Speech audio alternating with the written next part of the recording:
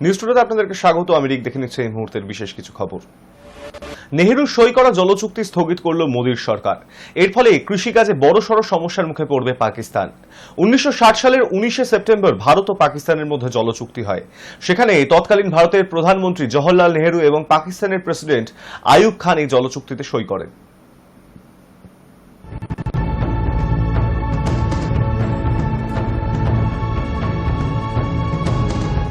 देश के दुश्मनों ने भारत की आत्मा पर हमला करने का दुस्साहस किया है।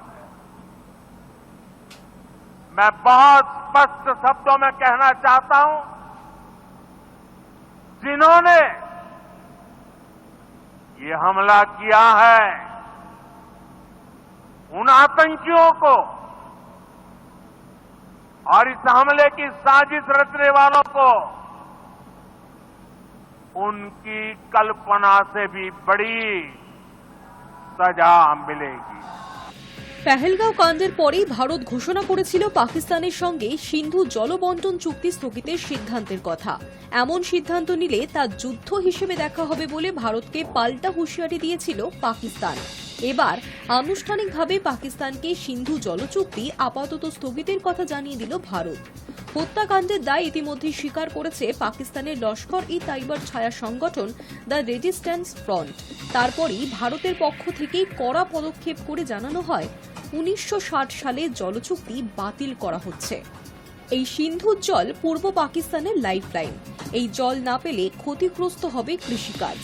সিন্ধু এবং তার শাখা নদীর জল ছাড়া পাকিস্তানের কৃষিকাজ অচল। ফলে জল না পেলে সে দেশের সিংহভাগ খরার মুখে পড়বে। সিন্ধু নদীর পশ্চিম দিকে রয়েছে 3টি নদী, ইন্দাস, চিনাব, ঝিলাম। চুক্তি অনুযায়ী তার মধ্যে 80% জল পায় পাকিস্তান, বাকি 20% জল ভারতের। পূর্ব দিকে রয়েছে শতদ্রু, বিপাশা এবং রাভি, যা পুরোপুরি ভারতের ভাগে। এদিকে সিন্ধু জলচুক্তি স্থগিতের সিদ্ধান্তে পাকিস্তান পাল্টা হুঁশিয়ারি দেয়, জানিয়ে দেয় সিন্ধু জলচুক্তিতে বাধা দেওয়ার চেষ্টা করা হলে সেটাকে এক প্রকার যুদ্ধ হিসেবেই ধরে নেওয়া হবে। সিমলা চুক্তি সহ ভারতের সঙ্গে একাধিক চুক্তি স্থগিত ও বাণিজ্যও বন্ধ রাখা হতে পারে। তবে এবার ভারত আনুষ্ঠানিকভাবে পাকিস্তানকে জানিয়ে দিল জলচুক্তি বাতিলের সিদ্ধান্ত।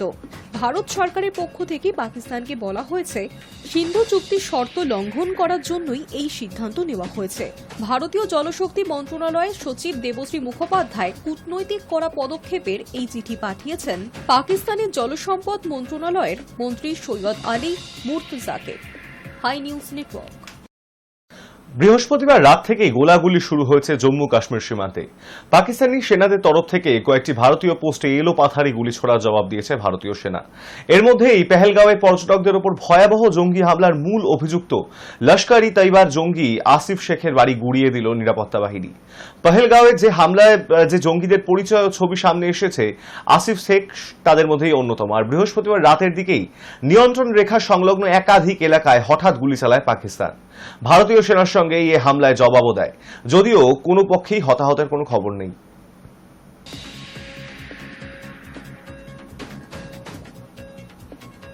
পেহেলগাঁও কাণ্ডের দুদিনের মাথায় সর্বদল বৈঠক হয়েছে সরকারি ও বিরোধী দলগুলির মধ্যে।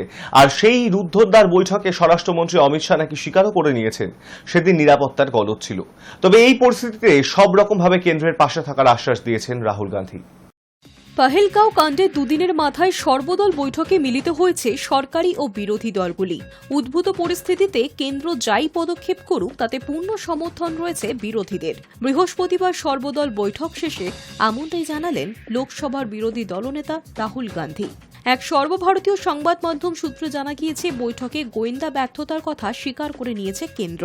সূত্রের খবর, গোয়েন্দাদের অনুমতি না নিয়ে সম্ভবত পর্যটকদের জন্য খুলে দেওয়া হয়েছিল বৈতরণ উপত্যকা।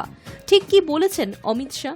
ওই প্রতিবেদনের দাবি, তাকে বিরোধী নেতাদের উদ্দেশ্যে বলতে শোনা গিয়েছে, যদি কিছু ভুল না হতো তাহলে আমরা এখানে বসে আছি কেন? কোথাও না কোথাও কিছু গলদ হয়েছেই, যা আমাদের খুঁজে বের করতে হবে। বৈঠকে বেশ কয়েকটি বিরোধী দল নিরাপত্তা ব্যবস্থার স্পষ্ট ব্যর্থতা নিয়ে প্রশ্ন তোলে। সূত্রে খবর, বেশ কয়েকজন বিরোধী নেতা প্রশ্ন তোলেন, নিরাপত্তা বাহিনী কোথায় ছিল, কেন্দ্রীয় রিজার্ভ পুলিশ বাহিনী কোথায় ছিল। এর জবাবে সরকার জানিয়ে দেয়, পহেলগাঁওয়ে বৈতরণ এলাকা খোলার আগে স্থানীয় কর্তৃপক্ষ নিরাপত্তা সংস্থাগুলিকে অবহিত করেনি। পাশাপাশি প্রশ্ন ওঠে, কেন হামলার খবর পেয়েও দেরিতে সেখানে পৌঁছয় নিরাপত্তা বাহিনী। সেক্ষেত্রে জানানো হয়, ওই অঞ্চলে পৌঁছতে ৪৫ মিনিট উপরে উঠতে হয়। কাশ্মীর উপত্যকায় হত্যালীলার প্রতিবাদে গোটা দেশ সরব। কূটনৈতিক স্তরে ভারত এবং পাকিস্তানের মধ্যে উত্তেজনা ছড়িয়েছে। দুপক্ষেই কূটনৈতিক স্তরে একে অন্যকে আঘাত এবং প্রত্যাঘাত করতে শুরু করেছে। এই পরিস্থিতিতে বৃহস্পতিবার সন্ধ্যায় সংসদ ভবনে সর্বদল বৈঠকে বসে নরেন্দ্র মোদীর সরকার। যদিও প্রধানমন্ত্রী ছিলেন না সেই বৈঠকে। সন্ধে ৬টা থেকে শুরু হওয়া সেই বৈঠক শেষ হয় রাত ৮টায়। প্রায় ২ ঘণ্টা ধরে চলা বৈঠক শেষে উদ্ভূত পরিস্থিতিতে মোদী সরকারকে পূর্ণ সমর্থনের বার্তা দিয়েছে লোকসভার বিরোধী দলনেতা রাহুল গান্ধী। বস্তুত গত মঙ্গলবার নির্মমভাবে ২৬ জন সাধারণ মানুষকে হত্যার পর জঙ্গিরা পালিয়ে যায় ঘটনাস্থল থেকে। তাদের খোঁজে গোটা কাশ্মীর জুড়ে তল্লাশি অভিযান শুরু করেছে বাহিনী। তবে এখনও পর্যন্ত পহেলগাঁও হত্যাকাণ্ডে জড়িত কোনো জঙ্গির মৃত্যু বা ধরা পড়ার খবর পাওয়া যায়নি। জঙ্গিদের খোঁজ দিতে পারলে ২০ লক্ষ টাকা পুরস্কারও ঘোষণা করেছে জম্মু ও কাশ্মীর পুলিশ। এই অবস্থায় প্রতিরক্ষা মন্ত্রী রাজনাথ সিং এর সভাপতিত্বে সংসদ ভবনের ওই বৈঠকে উপস্থিত ছিলেন স্বরাষ্ট্রমন্ত্রী, বিদেশমন্ত্রী এস জয়শঙ্কর, অর্থমন্ত্রী নির্মলা সীতারামন, সংসদীয় বিষয়ক মন্ত্রী কিরেন রিজিজু এবং বিজেপির সর্বভারতীয় সভাপতি জেপি নাড্ডা। লোকসভার বিরোধী দলনেতা রাহুল গান্ধী এবং রাজ্যসভার বিরোধী দলনেতা মল্লিকার্জুন খার্গেও ছিলেন ওই বৈঠকে। তৃণমূল কংগ্রেসের তরফে বৈঠকে উপস্থিত ছিলেন সাংসদ সুদীপ বন্দ্যোপাধ্যায়। সূত্রের খবর, বৈঠকে সুদীপ বন্দ্যোপাধ্যায় উদ্ভূত পরিস্থিতিতে কেন্দ্রীয় সরকারের পাশে থাকার বার্তা দিয়েছেন। The spirit was good. Security lapses were discussed, but assured the government that all political parties will stand by the government, whatever decisions they can take for the interest of the country. সর্বদল বৈঠক থেকে বেরিয়ে রাহুল গান্ধী বলেন, প্রত্যেকটি রাজনৈতিক দল সর্বসম্মতভাবে ঘটনার নিন্দা জানিয়েছে। সরকার যাই পদক্ষেপ করুক, বিরোধী শিবির পূর্ণ সমর্থন জানাবে। कंडेम किया है सबने जो हुआ है और पूरी सपोर्ट किया अपोजिशन ने सरकार को, कोई भी एक्शन। কংগ্রেস সভাপতি মল্লিকার্জুন খার্গে বলেন, আমরা চাই যত দ্রুত সম্ভব জম্মু ও কাশ্মীরে শান্তি ফিরুক।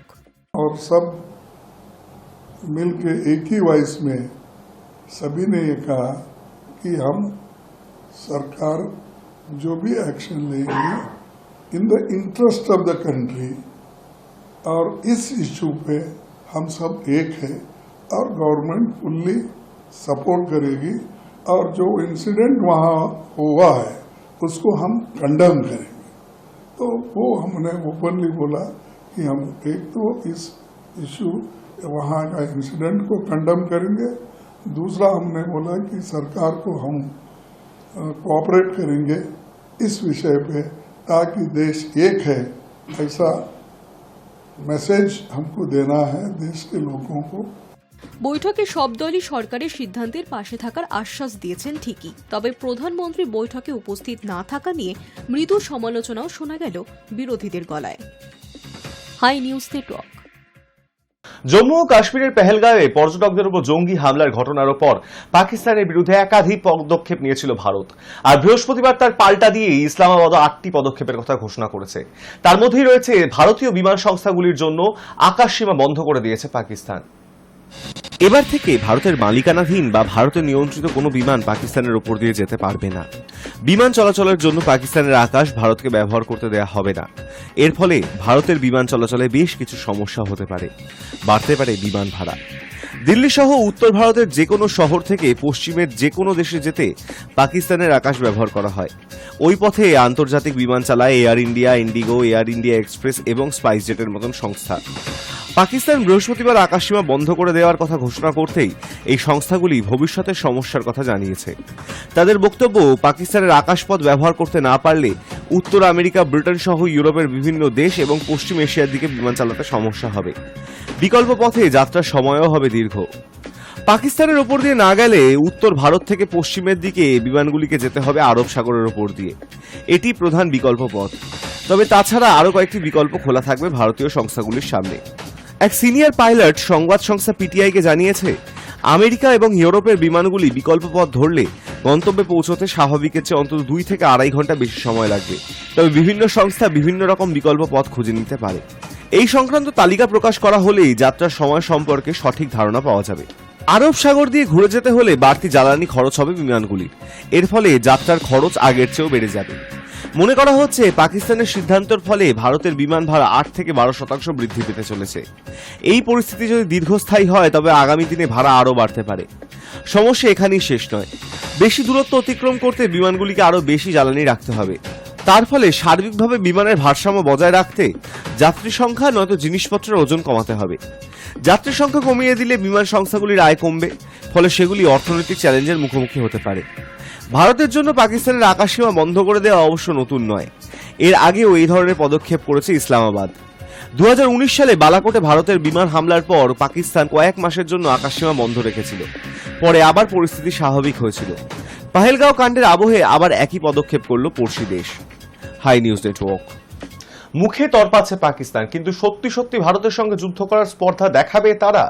পাক সেনাপ্রধানরা যে বিলাসিতা জীবনে অভ্যস্ত সেসব ছেড়ে ভারতীয় বাহিনীর মতন একটা পেশাদার বাহিনীর বিরুদ্ধে লড়াই করার ঝুঁকি নেবে?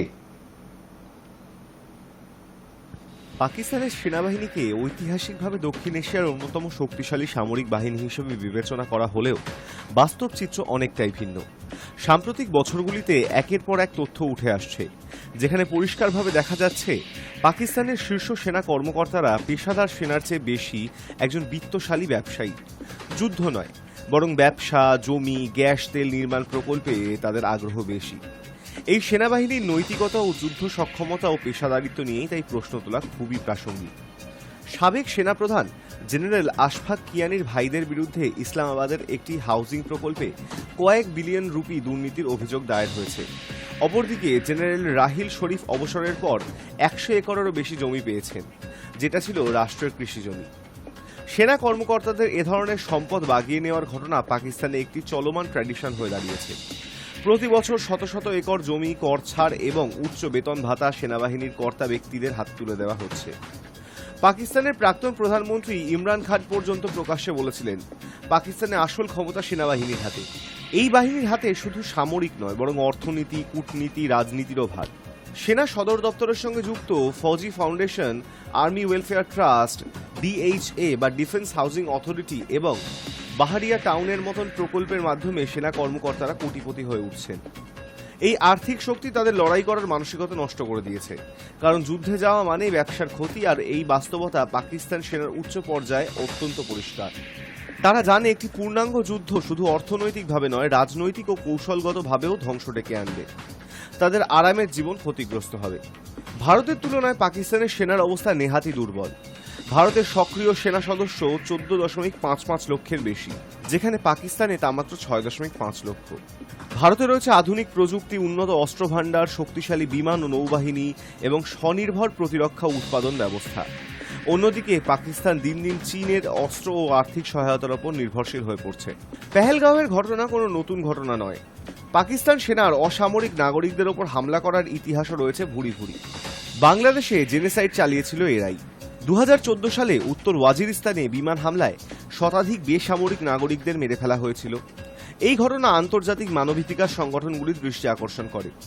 এর আগেও বালুচিস্তান, করাচি, সিন্ধ এবং এমনকি নিজেদের দখলে থাকা কাশ্মীরেও সেনাবাহিনীর বিরুদ্ধে গুরুতর মানবাধিকার লঙ্ঘনের অভিযোগ রয়েছে। এই প্রেক্ষাপটে পাকিস্তান সেনাবাহিনী যে একটি পেশাদার বাহিনী নয়, বরং একটি কর্পোরেট মিলিটারি সংস্থা হিসেবে কাজ করছে, তা আজ আর গোপন নয়। তাদের মূল লক্ষ্য হল যুদ্ধ জয় নয়, বরং রাজনৈতিক ক্ষমতা ও অর্থনৈতিক আধিপত্য ধরে রাখা। এ কারণে ভারতীয় সেনাবাহিনীর মতন একটি প্রশিক্ষিত, আদর্শবাদী ও রণকৌশলী বাহিনীর সঙ্গে মুখোমুখি সংঘর্ষে পাকিস্তানি সেনা কখনোই মনোবল বা কৌশলগত সাহস দেখাতে সক্ষম হবে না। পাকিস্তানের ইতিহাস ও বর্তমান বাস্তবতা মিলিয়ে একটি বিষয় পরিষ্কার, এই সেনাবাহিনী যুদ্ধ নয়, বরং বাণিজ্যে পারদর্শী। তাই তাদের পক্ষ থেকে রণংদেহী বক্তব্য যতই আসুক, বাস্তবতার মাটিতে তারা আসলে নিজেদের প্রাসাদ আর ব্যবসা নিয়েই ব্যস্ত। আর সে কারণেই ভারতের মতন প্রতিপক্ষের সামনে তারা একাধিকবার ব্যাকফুটে গেছে। কার্গিল হোক বা পুলওয়ামার পরবর্তী পরিস্থিতি, গুটি গুটি পায়ে ফেরত দিয়ে গেছে ভারতীয় পাইলট অভিনন্দন বর্তমানকে। পাকিস্তান সেনার ভেতরে দুর্বলতা ও দ্বিচারিতা আজ গোটা পৃথিবীর কাছেই দিনের আলোর মতন স্পষ্ট। High news network. পেহেলগাঁও কাণ্ডে নিহতদের জন্য বড় সিদ্ধান্ত অরিজিতের। শিল্পীর অনুরাগীরা অপেক্ষা করেছিলেন এমন ভয়াবহ ঘটনা নিয়ে কি প্রতিক্রিয়া দেবেন অরিজিৎ।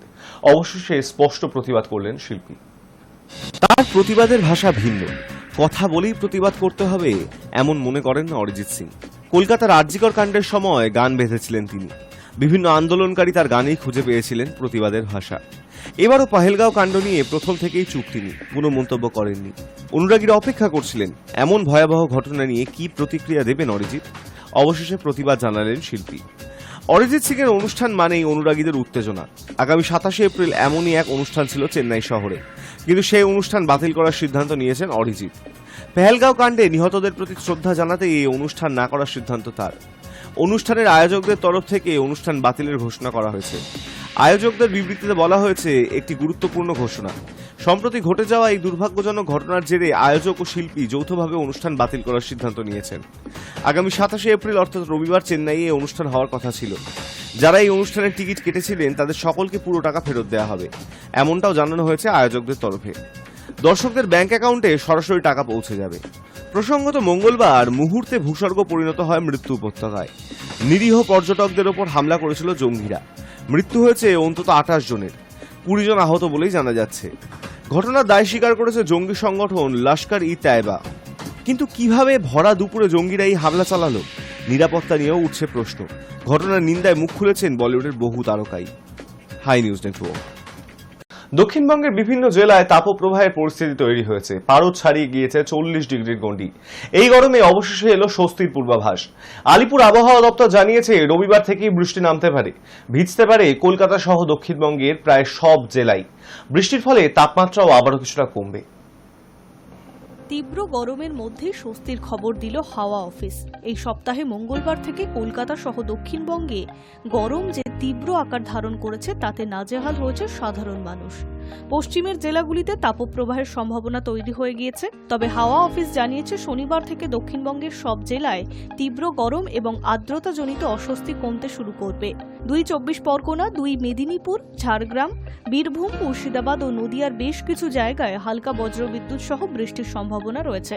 শনিবার থেকে টানা 5 দিন দক্ষিণবঙ্গের বিভিন্ন জেলায় ঝড় বৃষ্টির সম্ভাবনা। কলকাতা সহ দক্ষিণবঙ্গের একাধিক জেলায় 40 থেকে 50 কিলোমিটার বেগে ঝোড়ো হাওয়ার সতর্কতা রয়েছে। উত্তরবঙ্গেও চলছে তাপপ্রবাহ, তবে সেখানে শনিবার থেকে বদলাতে শুরু করবে আবহাওয়া। মালদা ছাড়া দার্জিলিং, শিলিগুড়ি, কালিম্পংয়ে শনিবার থেকে ঝড় বৃষ্টির সম্ভাবনা রয়েছে বলে জানা গিয়েছে হাওয়া অফিস থেকে। আগামী 3-4 দিন যা বজায় থাকবে। হাওয়া অফিসের কথায় শুক্রবার অবধি পশ্চিমের একাধিক জেলায় তাপপ্রবাহের পরিস্থিতি থাকলেও শনিবার থেকে পশ্চিমের বেশ কিছু জেলায় ঝড় ও বৃষ্টির সম্ভাবনা রয়েছে। রবিবার থেকে মঙ্গলবার পর্যন্ত বজ্রবিদ্যুৎ সহ হালকা থেকে মাঝারি বৃষ্টির সঙ্গে 30 থেকে 50 কিলোমিটার গতিবেগে দমকা ঝোড়ো বাতাস বইতে পারে বলে জানা গিয়েছে। কলকাতাতেও শনিবার পর্যন্ত গরম ও অস্বস্তিকর আবহাওয়া থাকবে, তবে সপ্তাহান্তে আবহাওয়া বদলের সম্ভাবনা রয়েছে। রবিবার থেকে মঙ্গলবার পর্যন্ত ঝড় বৃষ্টির সম্ভাবনা বেশি থাকবে। কলকাতা, 2 চব্বিশ পরগনা, 2 বর্ধমান, 2 মেদিনীপুর, ঝাড়গ্রাম, মুর্শিদাবাদ, নদিয়া সহ দক্ষিণবঙ্গের সব জেলাতেই টানা বিক্ষিপ্ত বৃষ্টিপাত চলবে, ফলে পারদ কিছুটা নামতে পারে। হাই নিউজ নিউজ টুডে এখন এই পর্যন্তই। দেখতে থাকুন হাই নিউজ, নির্ভীক, নিরপেক্ষ।